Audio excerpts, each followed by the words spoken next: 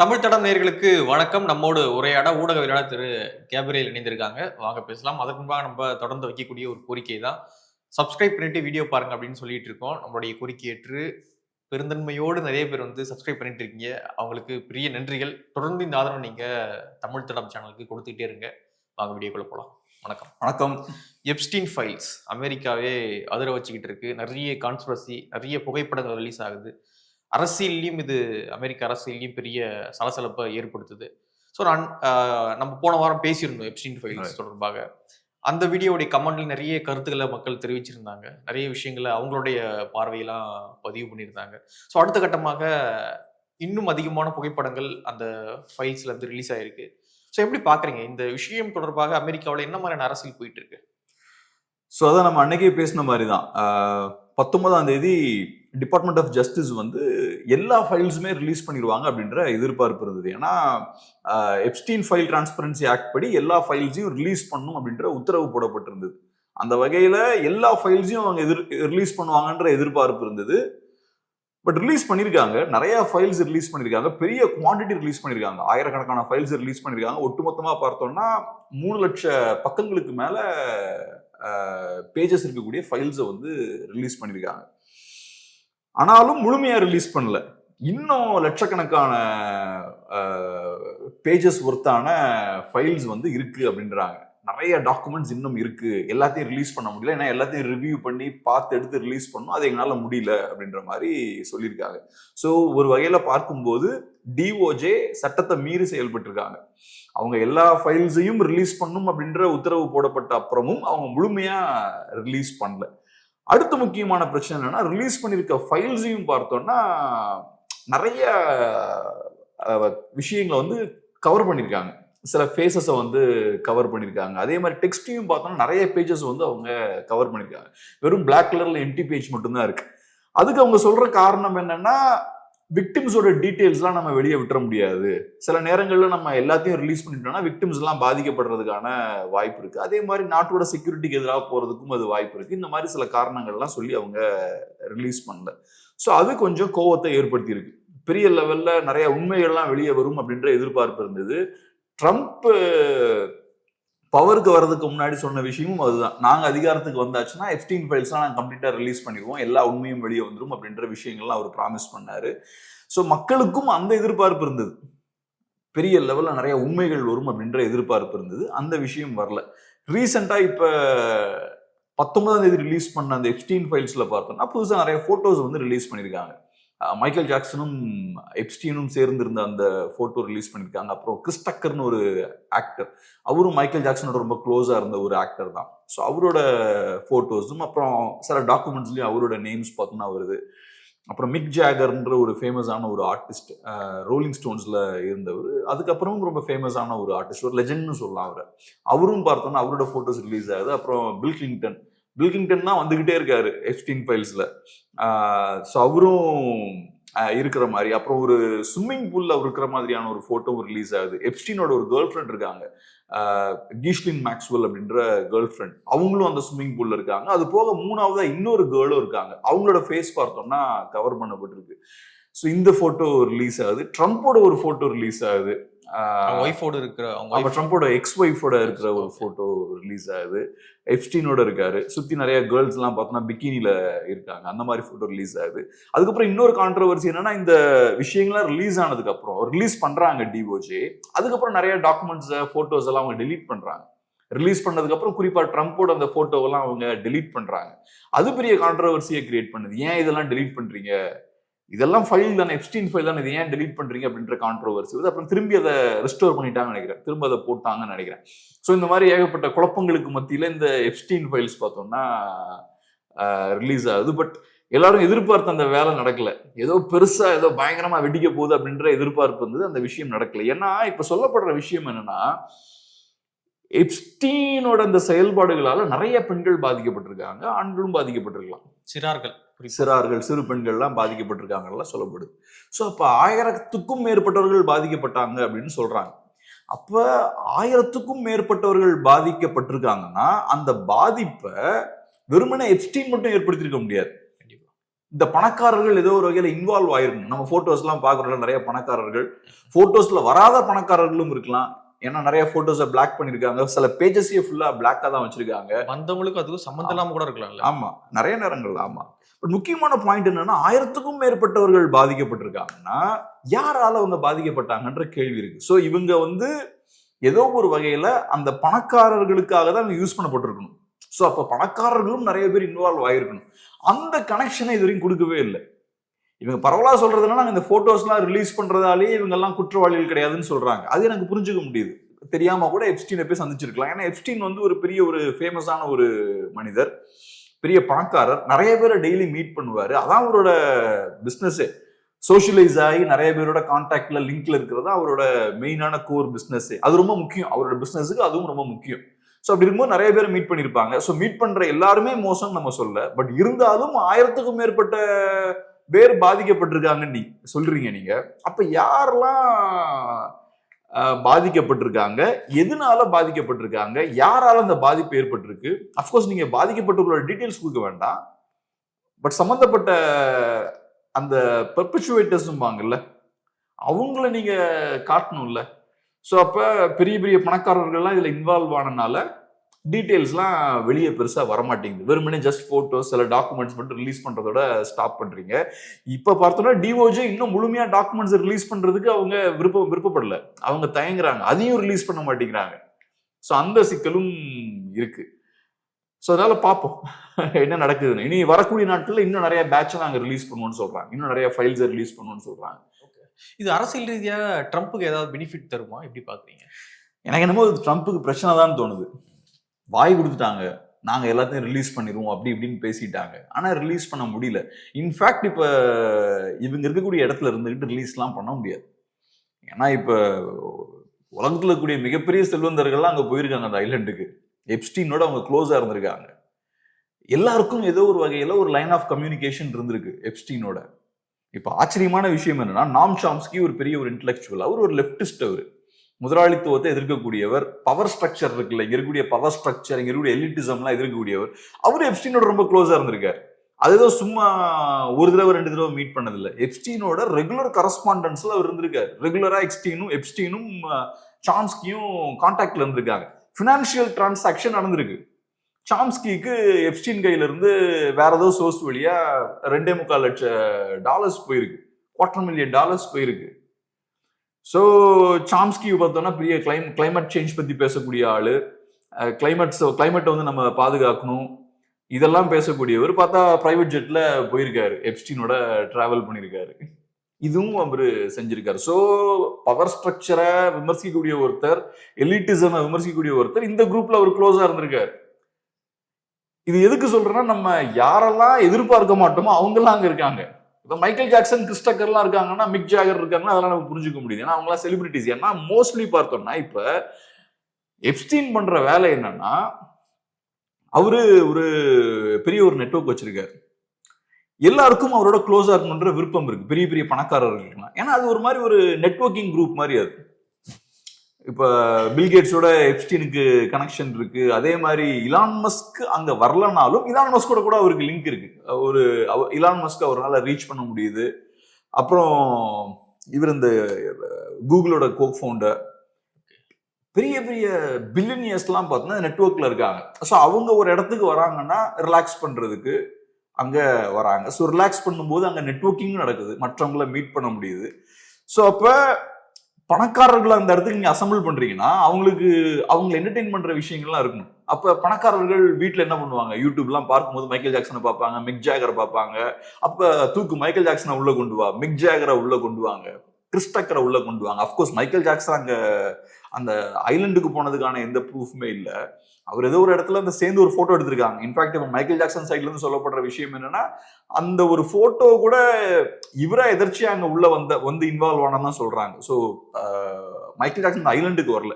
But அதை தாண்டி இந்த செலிபிரிட்டிஸ் எல்லாம் உள்ள கொண்டு வரதுக்கான காரணம் இதுதான். நம்ம டிவியில பார்க்கக்கூடிய செலிபிரிட்டிஸ் எல்லாம் உள்ள இறக்குறாங்க. இவன் கிறிஸ் டக்கர்லாம் பாத்தீங்கன்னா ஒரு காலத்துல ரொம்ப ஃபேமஸ். அந்த பாயிண்ட்ல 2005, 6, 7 இந்த காலகட்டங்கள்லாம் ரொம்ப ஃபேமஸ். ஸோ அவரை உள்ள கொண்டு வராங்க. இந்த மாதிரியான ஆட்கள்லாம் வரும்போது இன்னும் கொஞ்சம் கூட என்டர்டைன்மெண்ட் வேல்யூ கிடைக்குது. அதே மாதிரி பெரிய பில்லினியர்ஸா இருக்காங்கன்னா அவங்களுக்கு ஒரு இன்டெலெக்சுவல் கெப்பாசிட்டியும் இருக்கும். அவனும் முட்டாளா இருக்க மாட்டான், சும்மா நம்மள மாதிரி செலிபிரிட்டிஸை பார்த்து கைதிட்டு போறவனா இருக்க மாட்டான். அப்ப அவனுக்கு இன்டெலெக்சுவலான நல்ல விஷயமுள்ள அட்டையும் உள்ள இறக்குறாங்க. சாம்ஸ்கி மாதிரியான நாட்களோட ஒரு எப்ஸ்டீன் ரொம்ப க்ளோஸா இருக்காரு. ஸோ எப்ஸ்டீனை பொறுத்தவரை நான் எப்படி பாக்குறேன்னா, நல்ல விஷயம் தெரிஞ்சவர், ஒரு நல்ல விஷயம் தெரிஞ்ச ஆளு. இப்ப சாம்ஸ்கியோட இன்டராக்ட் பண்ண முடியுது, ஸ்டீஃபன் ஹாக்கின்ஸோட இன்டராக்ட் பண்ண முடியுது எப்ஸ்டீனுக்கு. இதெல்லாம் சாதாரண எல்லாரும் முடியாது இல்ல. சயின்ஸ் பத்தி சோசியாலஜி பத்தின புரிதல்லாம் இருக்கவனாலதான் இதெல்லாம் பண்ண முடியும். அது போக ஸ்மூத் டாக்கரா இருக்கணும், நல்லா ஸ்மூத்தா பேசக்கூடிய ஆளா இருக்கணும், பணக்காரங்களை என்டர்டெயின் பண்ண தெரியணும். இதெல்லாம் பண்ணும்போது அவருக்கு ஒரு நல்ல என்டர்டெயின்மெண்ட்டை கொடுக்க முடியுது. இப்ப சாதாரணவங்களுக்கு என்டர்டெயின்மெண்ட் எப்படி இருக்குன்னு நமக்கு தெரியும். ஒரு திருவிழா, பாட்டு, நடிகர்கள், ஆட்டம் பாட்டம் இதெல்லாம் பண்ணா சாதாரண நாள் குஷியா இருப்பான். பட் இது ஒரு டிஃப்ரெண்டான குரூப். அதுக்கு தேவையான ஒரு எலிட்டிஸ்ட் கேரக்டரோட ஒரு ஹை கிளாஸ் எலிகண்டான ஒரு என்டர்டெயின்மெண்ட்டை இவர் ஆர்கனைஸ் பண்றாரு. இந்த விஷயத்த பண்ணும்போது சில இடங்கள்ல என்ன ஆகுது, நம்ம சொன்ன இந்த செக்ஷுவல் எலிமெண்ட்டும் வருது, செக்ஷுவல் அபியூஸ் எலிமெண்ட்டும் உள்ள வருது. அதுல யார் இன்வால்வ் நமக்கு தெரியல, அதை பெருசா வெளியிட மாட்டேங்கிறாங்க. உள்ள போனாங்க, வந்தாங்க, போனவங்க எல்லாமே தப்பு பண்ணாங்கன்னு சொல்ல முடியாதுன்றாங்க. ஆனா அதை தாண்டி என்ன நடந்ததுன்னு நமக்கு தெரியல. அப்புறம் எனக்கு இன்ட்ரெஸ்டிங்கா இப்ப கிறிஸ்டக்கர் எல்லாம் பார்க்கும்போது எனக்கு தோணுன விஷயம் என்னன்னா, திடீர்னு கிறிஸ்டக்கர் காணாம போயிட்டார். கிறிஸ்டக்கரை பொறுத்தளவுல ஒரு பாயிண்ட்ல பீக்ல இருக்காரு. One of the highest paid Hollywood actors அவர், கமீடியன் அவரு. ரஷ் அவர் படம் எல்லாம் பார்த்திருப்பீங்க, எவ்வளவு ஃபேமஸ் தெரியும், பயங்கரமா ஆக்டும் பண்ணிருப்பாரு. ரஷ் அவர் படம் வந்ததுக்கு அப்புறம் பாத்தீங்கன்னா ஒரு 6-7 இயர்ஸ் காணாம போனார். அப்ப திடீர்னு நடுவில் பார்த்தோம்னா ஒரு படம் நடிப்பார், அப்புறம் திருப்பி ஒரு 5-6 இயர்ஸ் காணாம போயிட்டாரு. அதுக்கு அவரு சொல்ற பதில் என்னவா இருக்குன்னா, நான் நல்ல ரோல்ஸுக்காக வெயிட் பண்ணிட்டு இருக்கேன், கொஞ்சம் எல்லாத்தையும் நான் பண்ண முடியாதுன்ற ஒரு சூழல் இருக்கு. அது நம்பக்கூடிய ஒரு விஷயமா இல்லை. எனக்கு என்னமோ அதெல்லாம் பார்க்கும்போது அப்பவே தோணுன விஷயம் என்னன்னா, மேல இருந்து ஏதோ ஸ்ட்ரிங்ஸை புல் பண்றாங்க, கிறிஸ்டக்கர் ஏதோ தப்பான இடத்துல தப்பான விஷயங்கள் ஏதோ பண்ணிட்டாரு, யாரையோ அவரு அதிருப்திப்படுத்திட்டாரு. தப்பான சில விஷயங்கள் பண்ணனால அவரை கார்னர் பண்ணிட்டாங்கன்னு எனக்கு தோணுச்சு. அது போக அவர் மேல டாக்ஸ் சார்ந்தும் நிறைய அழுத்தங்கள் போட்டாங்க. கிறிஸ்டக்கர் டாக்ஸ் இவேஷன்ல ஈடுபட்டாருன்னு சொல்லி அவரோட பணத்தெல்லாம் பறிச்சாங்க. ஸோ கிறிஸ்டக்கருக்கு அந்த காலகட்டத்தில் விழுந்த அடியெல்லாம் பார்க்கும்போது ஏதோ சம்திங் ராங், ஆமா, தப்பான இடத்துல எங்கேயோ கரண்ட் கம்பியை பிடிச்சிட்டாரு அவர் அப்படின்ற மாதிரி தான் எனக்கு தோணுச்சு. நான் சொன்னேன்ல, மெல் கிப்சன் இதே மாதிரி அடிச்சு ஓரம் கட்டினாங்க. அதுக்கு வேற காரணங்கள்லாம் சொல்லுவாங்க. மெல் கிப்சன் பெண்களுக்கு எதிராக பேசிட்டாரு, யூதர்களுக்கு எதிராக பேசிட்டாருலாம் சொல்லுவாங்க. ஆனா நிஜமான அடி ஏன் விழுந்ததுன்னு பார்த்தோம்னா, மெல் கிப்சன் ஹாலிவுட் ஸ்ட்ரக்சரை சேலஞ்ச் பண்ணாரு, ஹாலிவுட் ஸ்டுடியோஸ் அவர் சேலஞ்ச் பண்ணாரு. அதனால போட்டு மெல் கிப்சனை போட்டு அடிச்சு உதச்சு சினிமாவே நடிக்கூடாம பண்ணாங்க, சினிமாவே எடுக்கூடாம பண்ணாங்க. ஒரு ஏற்கனவே 15 இயர்ஸ் அவர் உட்கார வச்சாங்க. அப்போகலிப்டோ மாதிரி படம் பண்ணவர், பிரேவ் ஹார்ட் மாதிரி படம் பண்ண ஒருத்தரை ஹாலிவுட்ல அப்படி உட்கார வைக்க முடியும். தமிழ்நாட்டில் கூட அப்படி முடியாது. ஹாலிவுட்ல நீ ஒண்ணுமே பண்ணாம சும்மா தாண்டா உட்கார வைக்க முடியுது. ஸோ அதுக்கெல்லாம் காரணம் பார்த்தா இந்த பெரிய பவர் எலிட் பின்னாடி இருக்காங்க. அவங்களுக்கு பிடிக்காத சில விஷயங்கள் நடக்கும்போது, அவங்களுக்கு தேவையில்லாத விஷயம் நடக்கும்போது அவங்களால கழுத்தை நெரிச்சு ஒருத்தனை ஓரமா உட்கார வைக்க முடியுது. ஸோ இதெல்லாம் அங்க நடந்துட்டு இருக்கு. அது போக எப்ஸ்டீனோட கேர்ள் ஃப்ரெண்டும் பார்த்தீங்கன்னா சாதாரண ஆள் கிடையாது. கீஸ்லின் மேக்ஸ்வெல்லும் பார்த்தோம்னா பவர்ஃபுல்லான ஒரு இண்டிவிஜுவல். அவங்க அப்பா ராபர்ட் மேக்ஸ்வெல். ராபர்ட் மேக்ஸ்வெல் பார்த்தோம்னா பிரிட்டன்ல ஒரு பெரிய ஒரு ஜாயிண்டா இருந்தார், ஒரு மீடியா ஜாயிண்ட் அவர். நம்ம இப்ப மெக்மில்லன் பப்ளிஷிங் ஹவுஸ் கேள்விப்பட்டிருப்போம், அப்புறம் டாடா மெக்ரா ஹில்ஸ் எல்லாம் கேள்விப்பட்டோம். ஸ்கூல்ல எல்லாம் பார்த்தோம்னா அந்த புக் தான் அந்த காலத்துல, இப்ப இருக்கான்னு தெரியல. மெக்மில்லன் பப்ளிஷர்ஸ் எல்லாம் பார்த்தோம்னா புக்லாம் நம்ம ஸ்கூல் டெக்ஸ்ட் புக்லாம் அதுலதான் இருக்கும். மெக்மில்லன் பார்த்தோம்னா அவரோட டாடா மெக்ரா ஹில்ஸை எனக்கு தெரிஞ்சு டேக் ஓவர் பண்ணாங்கன்னு நினைக்கிறேன் இவரு ராபர்ட் மேக்ஸ்வெல். அது போக நிறைய டெலிவிஷன் சேனல்ஸ் அவங்க கிட்ட இருந்தது. டெய்லி மிரர் பார்த்தோம்னா அப்ப அந்த காலத்துல ராபர்ட் மேக்ஸ்வெல்லோட நிறுவனம். ஒரு பெரிய ஒரு பில்லியனியர். ஆனா என்ன ஆச்சு, இவரோட எம்பையர் டப்புன்னு கொலாப்ஸ் ஆயிருச்சு இறந்த உடனே. ராபர்ட் மேக்ஸ்வெல் அந்த காலத்துல என்ன பண்ணார், நிறைய தவறுகள் பண்ணார். கம்பெனி திவாலாக ஆரம்பிச்சிருச்சு. ஆனா வெளியில பார்த்தா தெரியல. வெளியில பார்த்தா ராபர்ட் மேக்ஸ்வெல் பெரிய ஒரு பணக்காரர், மிகப்பெரிய பில்லியனியர், ஏகப்பட்ட நிறுவனங்கள் வச்சிருக்காரு, பெரிய ஒரு எம்பையர் வச்சிருக்காரு. ஆனா கம்பெனி ப்ளீட் ஆயிட்டே இருக்கு. ஸோ அதை சரி பண்ண என்ன பண்றாரு, பென்ஷன் ஃபண்ட்ல கை வைக்கிறாரு, அந்த பணத்தை இங்க டைவர்ட் பண்றாரு. அதனால அவர் உயிரோடு இருக்கும்போது கம்பெனி கொலாப்ஸ் ஆகல. அதுக்கப்புறம் அவர் இறந்ததுக்கு அப்புறம் தான் இவங்க எல்லாம் உள்ள பார்க்கும்போது ஏகப்பட்ட ஸ்கெலிட்டன்ஸ் பார்த்தோம்னா உள்ள ஒழிஞ்சிருக்கு.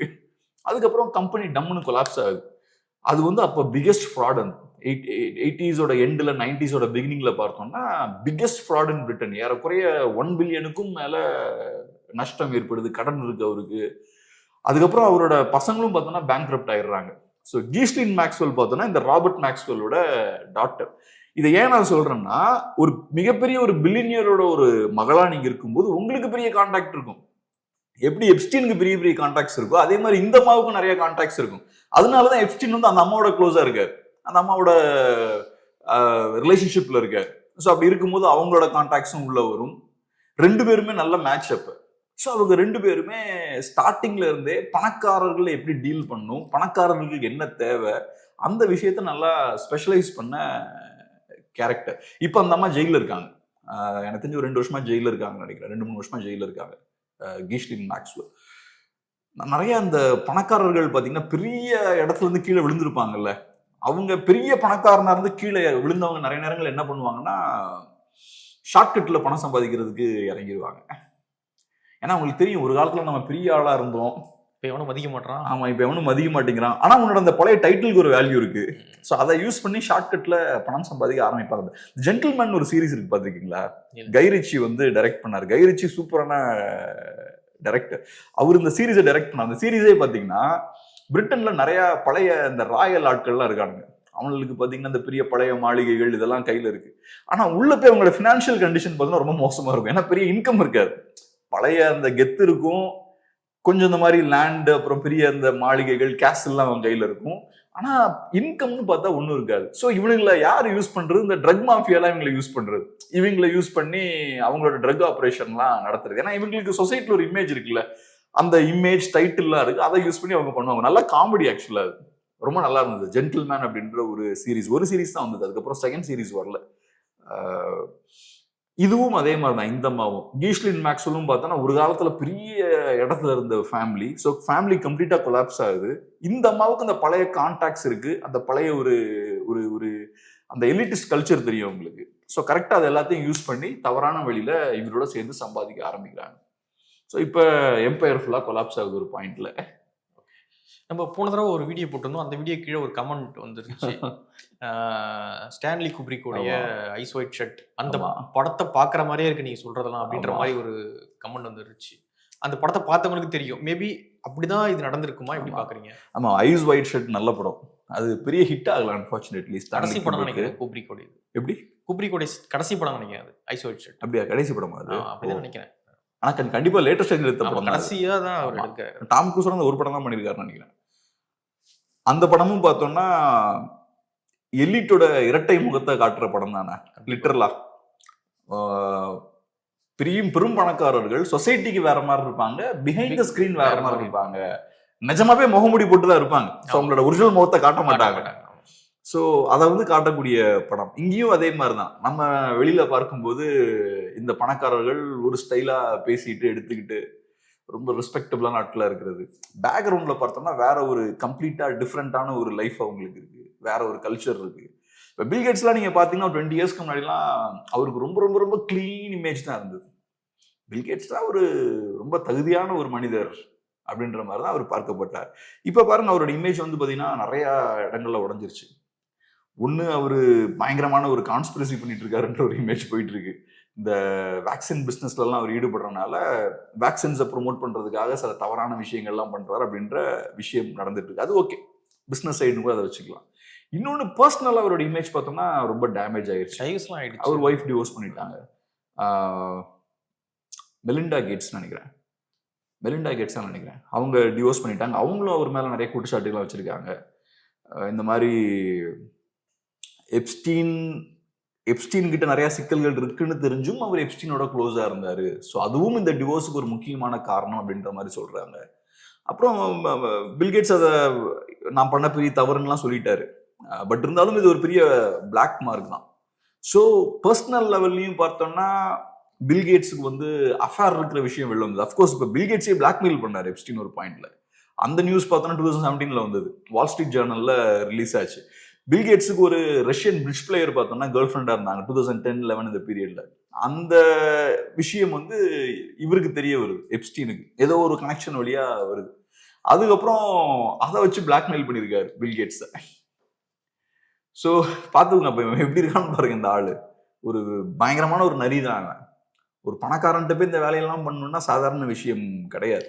அப்புறம் இதுக்கு முன்னாடி ரிலீஸ் ஆன எப்ஸ்டீன் ஃபைல்ஸ்ல சீக்ரெட் ஹிடன் கேமராஸ் இருந்ததும் தெரிய வந்திருக்கு. அப்ப அதெல்லாம் ரிலீஸ் பண்ணாங்க. ஸோ அப்ப நிறைய பேர் இவன் பிளாக்மெயில் பண்ணியிருந்திருக்கணும். இன்னும் நிறைய டாக்குமெண்ட்ஸ் இவங்க கிட்ட இருக்கணும். அப்ப இல்லையா? அந்த ஃபுட்டேஜா இருக்கலாம், அந்த டீடைல்ஸா இருக்கலாம், அதெல்லாம் இருக்கணும். இதெல்லாம் இன்னும் ரிலீஸ் பண்ண மாட்டேங்கிறாங்க. ஸோ அதனால இந்த மாதிரியான வேலைகளையும் இவன் பார்த்துருக்கான். எப்ஸ்டீன் இந்த வேலைகள்லாம் பார்த்துருக்காரு. ஸோ இதெல்லாம் நடக்கும்போது நேச்சுரலா பில்கேட்ஸோட இமேஜ்லாம் பார்த்தோம்னா இப்போ சீரியஸா டேமேஜ் ஆயிடுச்சு. இதுக்கு பின்னாடி கூட பொலிட்டிக்ஸ் இருக்குன்றதான் என்னோட பார்வை.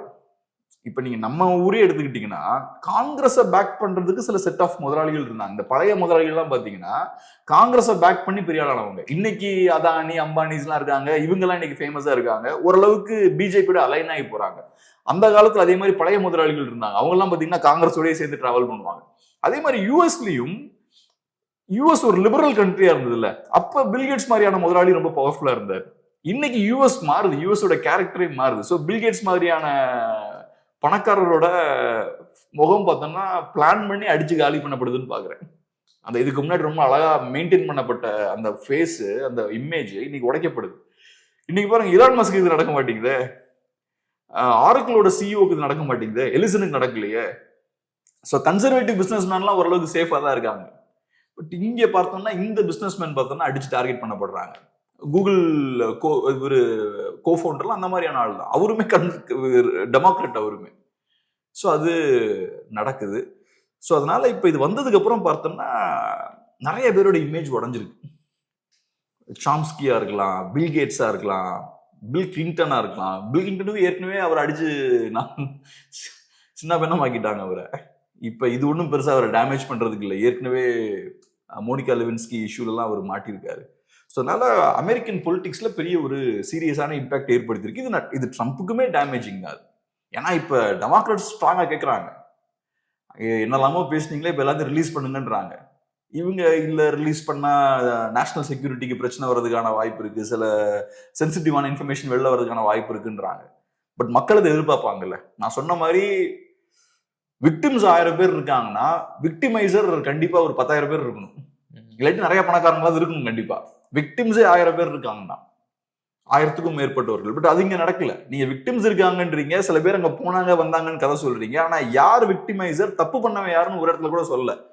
இப்போ ஒருத்தன் எப்ஸ்டீனோட கனெக்ட் ஆயிருக்கானா சாதாரண ஆளாவே இருக்க முடியாது. பெரும் பணக்காரர்கள் மட்டும்தான் எப்ஸ்டீனோட கனெக்ட் ஆகிருக்க முடியும். உங்களாலேயும் என்னாலேயும் அவங்ககிட்ட நெருங்கவே முடியாது. ஸோ அதனால அப்படி இருக்கும்போது கொஞ்சம் பணக்காரர்களையாவது நீங்க இதுல வெளியே கொண்டு வரணும். பட் அன்பார்ச்சுனேட்லி யாரையுமே இவங்க விட்டு கொடுக்கறது ரெடியா இல்லை. நிறைய விஷயங்கள் நம்மோடு பகிர்ந்துக்கிட்டீங்க. நன்றி. நன்றி.